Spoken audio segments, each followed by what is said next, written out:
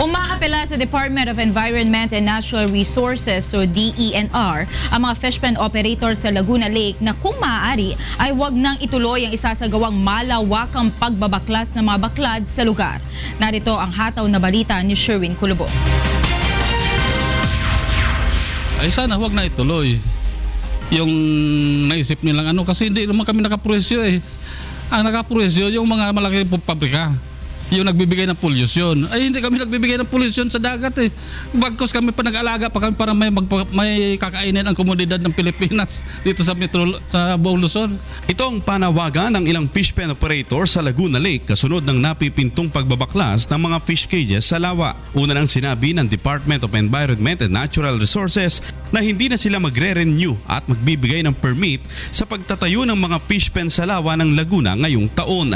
Inihayag na din ng DENR na babaklasin nila ang mga fish pen na nagdudulot ng polusyon at pagbabaw ng tubig sa Laguna Lake. Ngunit sa kabila nito, patuloy na umaapila ang mga nagmamay-ari ng mga fish pen na wag itong ituloy ng ahensya dahil sa magiging problema nila sa kanilang ikabubuhay. Malaking problemang inabot sa amin ngayon dahil ayon sa DENR at saka sa LLD talagang hindi na sila magpaparenew ng permit. Kaya kami malaking problema namin yan sa ngayon. Kasi unfair din sa milyon ang pinuhunan natapos basta babaklasin. Ang maging priority sana yung mga illegal na hindi nagbabayad ng buwis. Yun ang priority sanang tanggalin. Naniniwala naman ang mga opisyal ng lokal na pamahalaan na mas makatutulong sa mga maliliit na mangingisda kung mawawala ang mga illegal fish cages sa lugar. Meron pa rin nag-aantay na trabaho sa kanila. Open sila.